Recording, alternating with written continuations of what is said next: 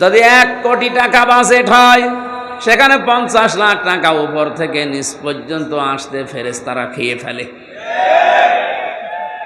একদিন বলেছিল, আল্লাহ, যেই দেশে 2 তলা থেকে নিচ তলায় নামতে 20 টাকা 10 টাকা হয়ে যায়, এ দেশে আমি ডিজিটাল বানাবো কি করে? এমন এমন জায়গায় প্রকল্প দেখেছি, উদ্বোধনের আগেই ভেঙে পড়ে গেছে, রড দেওয়ার কথা বাঁশ দিয়েছে। আমি এখন কল্পনা করলাম যে আমি 41 সাল পর্যন্ত ক্ষমতায় আছি, এটা কি অত সহজ? বলেন, কত কাঠ খড়ি নষ্ট করা লাগবে, কত মানুষের অধিকার নষ্ট করা লাগবে। এরপরে তো আপনি সরাসরি বলে দিলেন 1 সেকেন্ডে কল্পনা করে। 41 সাল আসতে এখনো কত দেরি। আপনি অতদিন পর্যন্ত নাও বাঁচতে পারেন, এমনকি জনগণ আপনাকে অতদিন ক্ষমতায় নাও রাখতে পারে। তাহলে আমি কল্পনা করেছিলাম যে ক্ষমতায় থাকবো 41 সাল পর্যন্ত। কতদিন লেগেছে? 1 সেকেন্ড। কত? 1 সেকেন্ডের ভেতরে যে কল্পনার জগৎটা, এটা তৈরি হতে কত সময় লাগার কথা, কত কাঠ খড়ি পোড়ানোর কথা বলেন। মরণের মেন দায়িত্ব এইটাই হওয়া লাগবে, আমি আর যাই করি মরণের আগে অন্তত এই চেষ্টাটা করব যে কি করে আল্লাহর কোরআন এ দেশে কায়েম হয়। এটা যদি কেউ রাজনীতি মনে করে, দুনিয়ার কাজ মনে করে ছেড়ে দেয়, ও আব্দুল্লাহ বিন ওবায়ের মতো মুনাফিক হয়ে মরবে। উনি দেখতেছে আজ 53 বছর হয়ে গেল, এদেশে এখনো কোরআন কায়েম হয়নি। যারা কায়েম করতে যায় তারাই মার খায়। উনি মনে হয় দেখে দেখে আরো সে বসে বসে চিন্তা করছে যে যা মস্তানি করছো করো, আমি কিছু বলছি না, কিন্তু যখন ধরবো বাপ বলার সময় দেব না। এটা যারা করছেন বন্ধ করেন, এর দ্বারা মুসলমানদের কিন্তু ক্ষতি হয়ে যাচ্ছে। সব চাইতে আনন্দে আছে এই দেশের রাম আর বামরা। হ্যাঁ, যারা করছেন আমরা জানি, কিছু কিছু আলেমরা এদের কাছ থেকে গোপনে টাকা পয়সা খেয়ে বাস্তবতায় এই কাদা ছোড়াছড়ি করে আমাদেরকে আজ দল বিদলে বিভক্ত করে দিয়ে ওদেরকে আপনি আনন্দ দিতে চান, হাসাতে চান। ওরা তো ওদের কাজ সিদ্ধি করে নিচ্ছে, স্বার্থ সিদ্ধি করছে। বাস্তবে আমাদের দ্বারা ইসলামের ক্ষতি হয়ে যাচ্ছে। কিন্তু আপনার জীবনের একটাই টার্গেট থাকা লাগবে, বাংলাদেশে কি করে ইসলাম কায়েম হয়। যারা জামাত ইসলাম করছেন করেন, আপনার জীবনের টার্গেট থাকা লাগবে এই দেশে ইসলাম কি করে কায়েম হয়। কারণ এটা পৃথিবীর সব নবীদের মিশন এবং ভীষণ। দিয়ে দলিল দিচ্ছে যে সব ধর্ম সমান না, এটা জায়েজ নেই। আয়াতের তাফসীর আপনি পড়েন, যত মুফাসসির আছে সবাই লিখেছে আল্লাহর কাছে একটাই ধর্ম, তার নাম ইসলাম। বাকি যা আছে একটাও আল্লাহর কাছে ধর্মই না। ধর্ম তো দূরের কথা, ধর্মই না। এই জন্য দুনিয়ায় আমাদের যত সময় আছে, যত সম্পদ আছে, যদি কোরআনের জন্য ব্যয় করে যেতে পারি, মরণের পরে ওই সময়ের ওই সম্পদের হিসাব দেওয়া লাগবে না। আমি কথা বোঝাতে পেরেছি? নবীজি বলেন, দুনিয়াতে যদি আল্লাহর কোরআনের জন্য কেউ সময় ব্যয় করে, সম্পদ ব্যয় করে, যতটুকু ব্যয় হবে ওইটার হিসাব কিয়ামতে আল্লাহ নেবে না। জবাব যে কি জিনিস আমরা অনেকে জানি না, এই জন্য আমাদের ভেতরে কোনো সেন্স নেই। খলিফাতুল মুসলিমিন হযরত ওমর ইন্তেকালের 12 বছর পরে তিনি আসছিলেন সাদা কাপড় পরে। তার সন্তান আব্দুল্লাহর সাথে স্বপ্নে দেখা, ডাক দিয়ে বলে, আব্বা কোথায় ছিলেন আপনি? কতদিন আপনাকে দেখি নাই। হযরত আব্দুল্লাহ বলেন, বাবা কোথা থেকে আসলেন? এত সুন্দর কাপড় পরে, চুল এখনো ভেজা আপনার।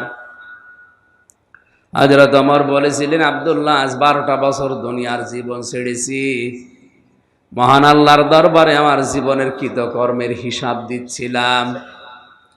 শেষ পর্যন্ত মহান আল্লাহ আমাকে মাফ করে দিয়েছে। আমি এখন জান্নাতের নহর থেকে গোসল করে জান্নাতের দিকে যাচ্ছি এই সাদা পোশাক পরে। ও চিটাগাংবাসী, একটু মেধা খাটান, বুদ্ধি খাটান। যে লোকটা জান্নাতের গ্যারান্টি পেয়েছে জিন্দা অবস্থায়, জীবিত অবস্থায়, নবীজি তার হাতে সার্টিফিকেট দিয়েছেন, ওমর তুমি জান্নাতি। আকাশের যে তারকা দেখতে পান, কেউ যদি গণনা আরম্ভ করে হয়তো একদিন শেষ করে ফেলবে, কিন্তু নবীজি বলেন ওমর যত নেকির কাজ করেছে দুনিয়ায় কেউ গণনা করেও শেষ করতে পারবে না। কোন রাস্তা দিয়ে গেলে শয়তান পর্যন্ত 40 দিনও রাস্তায় যেতে ভয় পেত। নবীজি জানিয়েছেন আনা খাতামান নাবিয়্যিন আলা নাবিয়্যা বাদি লাকানা ওমর, পৃথিবীতে আমি শেষ নবী, আমার পরে কোনো নবী রাসূল আসবে না। যদি কেউ নবী হয় তাহলে ওমর আল্লাহর নবী হয়ে যাবেন। এই হাদিস দ্বারা বোঝা যায় হযরত ওমরের ভেতরে যে কোয়ালিটি গুলো ছিল, নবী হবার সব যোগ্যতায় আল্লাহ তাকে দিয়েছিলেন। যেহেতু নবুয়ত শেষ, এই জন্য উনি নবী হতে পারেননি। বলেন কোন দরজার মানুষ তিনি? এত বড় পাওয়ারফুল মানুষও যদি এই অবস্থায় থাকে যে 12টা বছর হিসাব দেওয়ার পরে আল্লাহ তাকে নিজ গুণে মাফ করে দিয়েছে, তাহলে আমাদের হিসাব দিতে কত বছর লাগবে আপনি বলেন? আমাদের পেছনের জীবনে তো এরকম কোনো কিছুই নেই, অথচ তার যে শাসনকাল, তামাম দুনিয়া অবাক হয়ে দেখে হযরত ওমরের শাসন ব্যবস্থা। আমরা অনেকেই নেকির কাজ মনে করি, এই যে সবে বরাত বা নিসফে শাবান চলে গেল, অনেকেই মনে করছে ভাগ্য পরিবর্তনের জন্য এটা বিশাল রাত, যা খাবো যা করবো এই রাতে সারা বছর এরকমই খেতে পারবো। নেকির কাজটা কি বাস্তবে আমরা তাও বুঝি না। কোরআন ওনারাও পড়েছিল ইন্নাল্লাযীনা আমানু ওয়া আমিলুস সালিহাত, পৃথিবীতে যারা ঈমান আনে আর ঈমানের দাবি অনুযায়ী যারা ভালো ভালো কাজ করে, আমলে সালেহ করে, কানাত লাহুম জান্নাতুল ফিরদাউসি নুজুলা, তাদের আপ্যায়নের জন্য মহান আল্লাহ জান্নাতুল ফেরদাউস রেডি করে রেখেছেন। এই আয়াতটা আমরা এখন বাস্তবে যারা এখানে আলেম আছে, যারা জ্ঞানী মানুষ আছে, আমরা যেভাবে বুঝি ওনারা ওইভাবে বুঝেন নাই। ওনারা বুঝেছেন কি করে একটু খেয়াল করেন। খলিফাতুল মুসলিমিন হযরত ওমর তিনিও ভালো কাজ করতেন, নেকির কাজ করতেন, কিন্তু কেমন? কুনতুম খায়রা উম্মাতিন উখরিজাত লিন-নাস, তোমরাই শ্রেষ্ঠ জাতি, তোমাদেরকে আমি মানুষের কল্যাণের জন্য বের করেছি। তার মানে তারা ভালো কাজ বলতে বুঝতো এই পৃথিবীর ময়দানে মানুষ হয়ে মানুষের উপকার করা, এটা সবচাইতে ভালো কাজ। এই নিসফে শাবানে ভাগ্য পরিবর্তনের রজনীতে, মুক্তির রজনীতে শবে বরাত নামে যেটা পালন করেছে চট্টগ্রামবাসী, যদি এভাবে পালন করতেন যে আজকের এই রাতে আমি সিদ্ধান্ত নিলাম আমার টাকা পয়সা আছে, আমার প্রভাব আছে, আমার ক্ষমতা আছে, আমি এইগুলো খাটিয়ে 50টা মানুষের কর্মসংস্থান তৈরি করে দেব। কথা বুঝতেছেন? কিশোর গ্যাং তৈরি হচ্ছে, রাস্তায় ছিনতাই হয়, ডাকাতি হয়, কেন এগুলো করে? এ মানুষগুলো নিজের সংসার চালাতে পারে না, নিজের মেয়ে একটা জিনিস চাই দিতে পারে না, বাধ্য হয়ে যে মানুষ যাকাত দেয় না, যে মানুষ দান করে না, তার সম্পদের হক আদায় করে না, তাদেরকে ধরে অবৈধভাবে টাকাগুলো কামাই করে। আমি নিজেই যদি এই মানুষগুলোর কর্মসংস্থান তৈরি করে দিতে পারতাম। প্রধানমন্ত্রী শেখ হাসিনা যেটা করেছিল, একটি বাড়ি একটি খামার, এই প্রকল্পের মাধ্যমে লক্ষ লক্ষ মানুষের মাথা গোছার ঠাঁই হয়েছে, একটা কর্মজীবন তৈরি হয়েছে। কথা বলে না কেন? কাজটা তো ভালো, আমারই কাটিং হয়েছে সেটা আমরাও জানি। যদি 1 কোটি টাকা বাজেট হয়, সেখানে 50 লাখ টাকা উপর থেকে নিচ পর্যন্ত আসতে ফেরেশতারা খেয়ে ফেলে। এমনকি বঙ্গবন্ধুর জীবনী আমি জেলখানায় বসে বসে পড়ছিলাম, ওখানে তো ওনার জীবনী বেশি পাওয়া যায়। ধানমন্ডির 32 নম্বরে গোপালগঞ্জ থেকে এক লোক গেছে কিছু শাকসবজি নিয়ে, কিছু আলু পটল এগুলো নিয়ে, যে বলছে দারোয়ান আমি নেতার সাথে দেখা করব। বলে না, এখানে দেখা করা যাবে না। বললাম ওনার গ্রাম আদি ফসল আদি আমি নিজে ওনাকে খাওয়াবো। বলেন ওনার গ্রাম থেকে এসেছে এই নামের একটা লোক। দারোয়ান ওপরে খবর দিয়েছে, উনি বলছে ঠিক আছে আসতে বলেন। ওনাকে আসার পরে কথাবার্তারা বলে বিদায় করে দিয়েছে। বিদায় করার পরে যখন চিন্তা করছে কই আমি যে ওনারে নিজের হাতে খাওয়াবো বলে নিয়ে আসলাম, এটা তো হলো না। দারোয়ানকে বলছে ভাই আমার আর একবার একটু সুযোগ দেন যাওয়ার। উনি এবার গেছে, যখন মুখে খাবার তুলে দিয়েছে খুশি হয়ে বঙ্গবন্ধু আমি এইভাবেই পড়েছি এই জন্য এভাবে বলছি। শেষ পর্যন্ত ওনারে টাকা দিয়েছে। দারোয়ানকে বলছে ওনারে 20টা টাকা দিয়ে দাও। 20 টাকা নেওয়ার পরে নিচে এসেছে, এসে ওই লোকটাকে বলছে ভাই 10 টাকা নেন, বঙ্গবন্ধু আপনাকে দিয়েছে। বলছে না আমি তো টাকা নেওয়ার জন্য আসি নাই, আমি ওনাকে ভালোবাসি, আমার গ্রামের লোক, এই জন্য টাকা আমি নেব না। চলেন দেখি কেমন টাকা দিয়েছে। ওপরে যে বলছে স্যার আপনি আমার টাকা দিয়েছেন কেন? আমি তো টাকা নেওয়ার জন্য আসি নাই, নেন আপনার টাকা ফেরত নেন। বঙ্গবন্ধু বলে কি বললেন? আমি যে আপনাকে 20 টাকা দিলাম। আপনার দারোয়ান তোমার 10 টাকা দিয়েছে। অনেক আফসোস করে ওই দিন বলেছিল আল্লাহ যেই দেশে 2 তালা থেকে নিচতলায় নামতে 20 টাকা 10 টাকা হয়ে যায়, এ দেশে আমি ডিজিটাল বানাবো কি করে? এদেশে আমি সোনার বাংলা বানাবো কি করে? বাইরে থেকে জানিয়ে আসিছে চিন্তা ভিক্ষা করে চোরের দল সব সিটি খেয়ে ফেলে। প্রকল্প যেটা বানিয়েছেন প্রধানমন্ত্রীর দোষ নেই, উনি তো ভালো উদ্দেশ্যে বানিয়েছিলেন, কিন্তু দোষ তাদের যারা এই জায়গায় মারিং কাটিং করেছে। না করলে আরো ভালোভাবে প্রকল্পটা চালু হতো, বহু টাকা বাজেট হয়েছে। এমন এমন জায়গায় প্রকল্প দেখেছি উদ্বোধনের আগেই ভেঙে পড়ে গেছে, রড দেওয়ার কথা বাঁশ দিয়েছে। কোরআন শরীফ তেলাওয়াত করেন, কুনতুম খায়রা উম্মাতিন নিষেধ করি না করেন। পাশাপাশি যদি এই শিক্ষাটা নিতে পারতেন যে আমি এলাকায় যারা বেকার আছে তাদের 50 জনের কর্মসংস্থান তৈরি করে দেব, আমার টাকা ব্যাংকে ছাতা পড়ে যায়, টাকা নেওয়ার মতো আমার অন্তত হিসাবের মতো কেউ নেই, আমি জয়িত্র দিয়ে টাকা দিয়ে একটা ওয়ার্কশপ তৈরি করে দিয়ে একটা ফ্যাক্টরি বানাই, 50 থেকে 100 জন মানুষ যদি এলাকারও কাজ করে তাদেরও কর্মসংস্থান হবে, আমার টাকায় টাকা বাড়বে। আল্লাহর কসমে সবে বরাতে নেসফে সাবানে আল্লাহর আরশ আপনার উপরে খুশি হয়ে যেত। এটা যে ইসলাম আমরা অনেকে জানি না, অথচ সারা জীবন এখানে পড়ছে কুনতুম খায়রা উম্মাতিন উখরিজাত লিন-নাস, তাদেরকে আমি বের করেছি উম্মতের কল্যাণের জন্য, জাতির কল্যাণের জন্য। কি কল্যাণ আপনি করছেন বলেন তো? মানুষ হয়ে যদি মানুষের উপকার করা না যায়, আল্লাহর দৃষ্টিতে ওটা মানুষ না, ও আর জানোয়ার সমান। হযরত ওমর কোরআন বুঝেছিলেন, গভীর রজনীতে তিনি বের হয়ে গেলেন, এক বাড়ির সামনে দিয়ে যাবার সময় দেখলেন আওয়াজ আসতেছে মেয়ে লোকের কান্নার। চিন্তা করলেন ভেতরে কোনো ধর্ষণ হচ্ছে নাকি।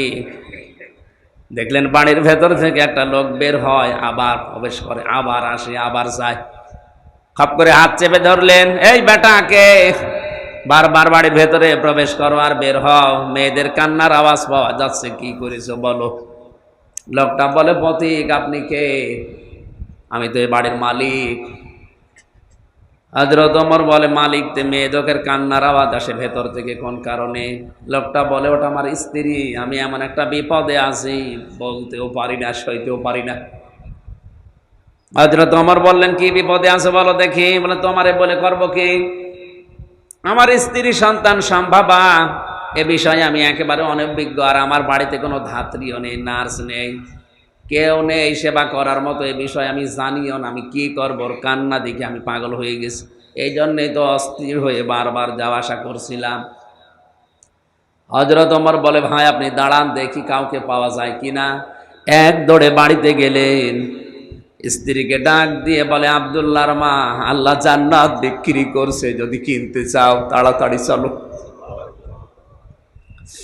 কিছু তেল নাও, ন্যাকড়া নাও, আগুন ধরানোর মতো কোনো জিনিস নাও, আল্লাহ জান্নাত বিক্রি করে দিচ্ছে, যদি নিতে যাও আমার সাথে তাড়াতাড়ি চলো।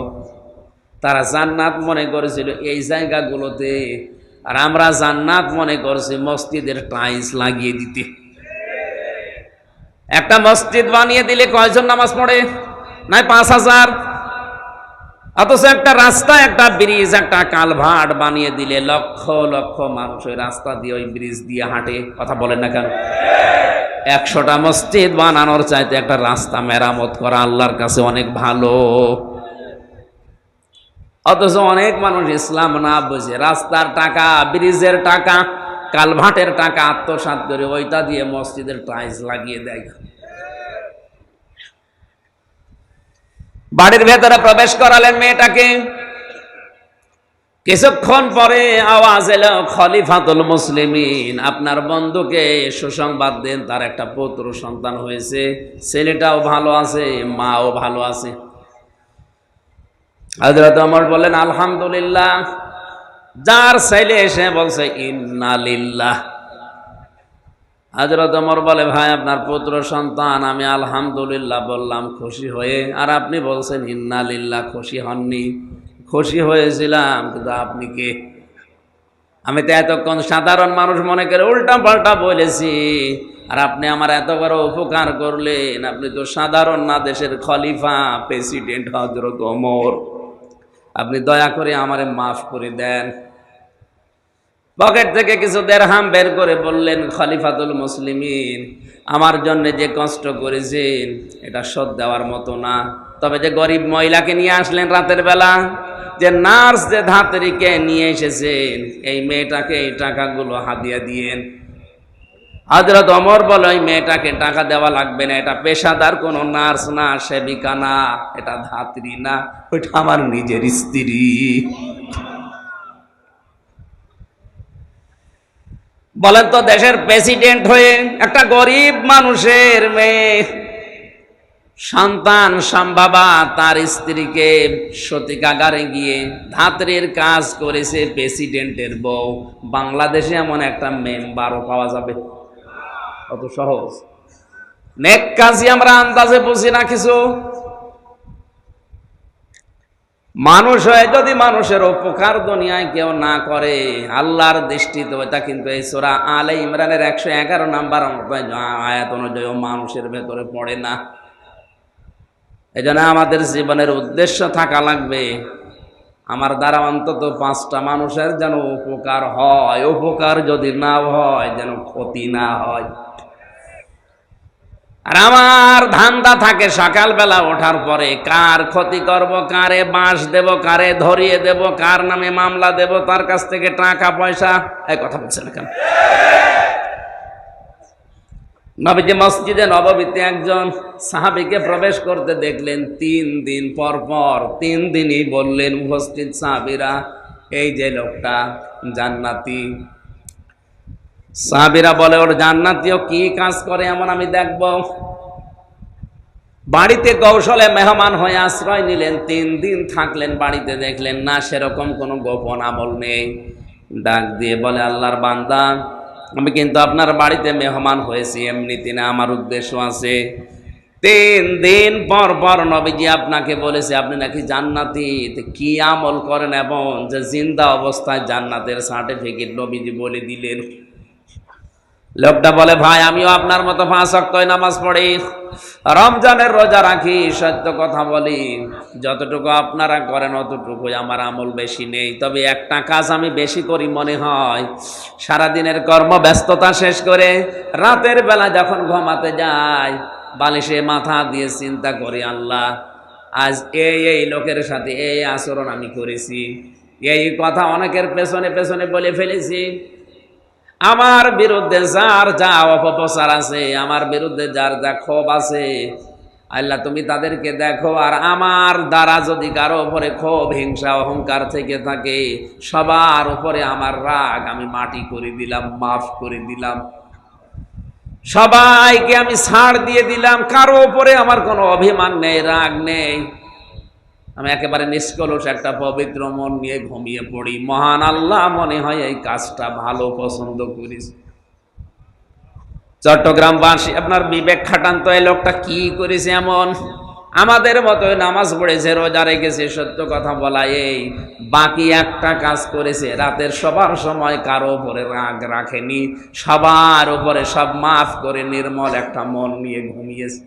আমরাও সারা দিনের কর্মব্যস্ততা শেষ করে ঘুমাতে যাই, যার উপরে রাগ নেই তার উপরে রাগ তৈরি করে সকালে কি করে বাঁশ দেওয়া যায় সে চিন্তা করে তোমার আল্লাহ মাফ করবে। আমার কথার অর্থ কি বোঝা গেছে? নারী হোক পুরুষ হোক এই আমলটা আজকে থেকে শুরু করা লাগবে। অন্তত সবার সময় চিন্তা করবেন আমি আর নাও বাঁচতে পারি, এখনই হয়তো ঘুমের ভেতরে আজরাইল আমার নিয়ে যেতে পারে। এই জন্য আমার কারো উপরে কোনো অভিমান নেই, রাগ নেই, ক্ষোভ নেই, আর কারো ক্ষতি করব বলে আমি এখন আর ঘুমাই না। আমি ঘুমাচ্ছি একটা নির্মল মন নিয়ে, শান্ত অন্তর নিয়ে। যদি বেঁচে থাকি ভালো, মরে গেলে তো গেলাম। আল্লাহ যেন আমাকে শাহাদতের মরণ দেন, বলেন আমিন। আল্লাহ ঘোষণা দিয়েছেন এটা শ্রেষ্ঠ নিয়ামত, যদি এই শুকরিয়া আদায় করো জীবনে আরো এরকম নিয়ামত আরো বাড়িয়ে দেবেন। আল্লাহ আপনাকে ভালো ভালো কাজ করার তৌফিক দেবেন। ওয়ালা ইন কাফারতুম ইন্না আযাবি লাশাদীদ। কোন মানুষ যদি এই নিয়ামতের গুরুত্ব না দেয়, দাম না দেয়, না শুকরিয়া করে, কুফরি করে, আল্লাহ তার জীবন থেকে ওটা ছিনিয়ে আযাবের ভেতরে ফেলে দেবে, বলেন নাউজুবিল্লাহ। এখানে হচ্ছে কি সমস্যা কি? একটা চেয়ার দিয়ে বসেন। সুবহানাল্লাহ আলহামদুলিল্লাহ লা ইলাহা ইল্লাল্লাহ সুবহানাল্লাহ আলহামদুলিল্লাহ